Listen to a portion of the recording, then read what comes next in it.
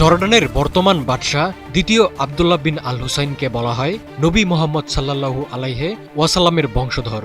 বিপদগ্রস্ত মুসলিমদের রক্ষায় গর্বের ইতিহাস রয়েছে তার পূর্বসূরীদের। কিন্তু মধ্যপ্রাচ্যে আরেক মুসলিম দেশ ইরান যখন আক্রান্ত, তখন দ্বিতীয় আব্দুল্লাহর ভূমিকা রীতিমতো ধাক্কা খাওয়ার মতোই। সহযোগিতা তো দূরে থাক, আব্দুল্লাহ হাত মিলিয়েছেন শত্রুদের সাথে। ইরানের বাঁচা মরার লড়াইয়ে রীতিমতো গাদ্দারের ভূমিকায় অবতীর্ণ হয়েছেন জর্ডানের এই নেতা। আব্দুল্লাহর মতো আরেক বিশ্বাসঘাতক সিরিয়ার প্রেসিডেন্ট আল সারা পরোক্ষভাবে লড়ছেন ইসরায়েলের পক্ষে। আরবের এই দুই নেতার কর্মকাণ্ড নিয়ে এখন ফিসফাস বিশ্ব মুসলিমদের মনে। মধ্যপ্রাচ্যে ইসরায়েল ও পশ্চিমা আগ্রাসনের বিরুদ্ধে সদা জাগ্রত ইরান। আশেপাশের প্রতিরোধ গোষ্ঠীগুলোকে সবসময় আগলে রাখেন আয়াতুল্লাহ খামেনি। সেই ইরানে নজিরবিহীন আক্রমণ চালাচ্ছে ইসরায়েল।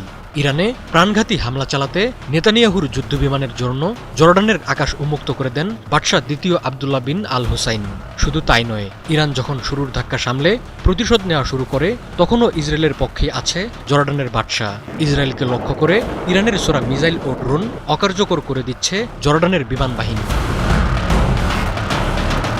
ইরান ইসরায়েল সংঘাতে জর্ডানের ভূমিকা নিয়ে প্রশ্ন উঠেছে মুসলিমদের মনে। মুসলিম সংখ্যাগরিষ্ঠ দেশ হয়েও কেন ইসরায়েলকে সহায়তার হাত বাড়িয়ে দিলেন দ্বিতীয় আব্দুল্লাহ? এর পেছনে রয়েছে বেশ কয়েকটি কারণ। 1994 সালে জর্ডান ও ইসরায়েলের মধ্যে একটি শান্তি চুক্তি স্বাক্ষরিত হয়। এর মাধ্যমে মধ্যপ্রাচ্যের দেশ দুটোর মধ্যে একটি বিরল কূটনীতিক সম্পর্কের সূচনা হয়। দেশটিতে রয়েছে মার্কিন সামরিক ঘাঁটি। মূলত নিরাপত্তা ও অর্থনৈতিক স্বার্থের জন্য নিজেকে আমেরিকা ইসরায়েলের কাছে বিকিয়ে দিয়েছে জর্ডান। দেশটির জনগণের একটি বড় অংশ ইসরায়েলি আগ্রাসনের বিরোধিতা করে। তবুও ইরান বিরোধী শক্তিকে সহায়তা করে যাচ্ছেন বাদশাহ দ্বিতীয় আব্দুল্লাহ বিন আল হুসাইন।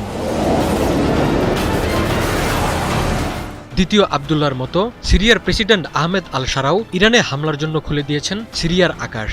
মুসলিম অধ্যুষিত দেশ হয়েও ইসরায়েলকে সহায়তার পেছনে রয়েছে দেশটির অভ্যন্তরীণ রাজনীতি। দীর্ঘদিনের গৃহযুদ্ধের পর 2024 সালের ডিসেম্বরে সিরিয়ায় বাশার আল আসাদ সরকারের পতন ঘটে। আসাদ সরকার ছিল ইরানের ঘনিষ্ঠ মিত্র। সিরিয়ায় গৃহযুদ্ধে আসাদকে সামরিক ও অর্থনৈতিক সহায়তা দিয়েছিল ইরান। আসাদ উচ্ছেদ অভিযানের শীর্ষ নেতা আহমেদ আল সারা দেশটির অন্তর্বর্তী সরকারের প্রেসিডেন্টের দায়িত্ব নেন। এখন পশ্চিমাদের আশীর্বাদ পেতে চাইছেন সারা। মধ্যপ্রাচ্য সফরে গিয়ে সারাকে কাছে টেনে নেন ডোনাল্ড ট্রাম্প। ইসরায়েলের বিরুদ্ধে যুদ্ধে তাই ইরানকে একসাথে ঘর ও বাইরের শত্রুদের সাথে লড়াই করতে হচ্ছে। ফলে যুদ্ধের ফলাফল এখন অনিশ্চিত আয়াতুল্লাহ খামেনির সামনে। মুসলিম দেশগুলোর সহায়তা পেলে হয়তো ভিন্ন হতে পারত পরিস্থিতি।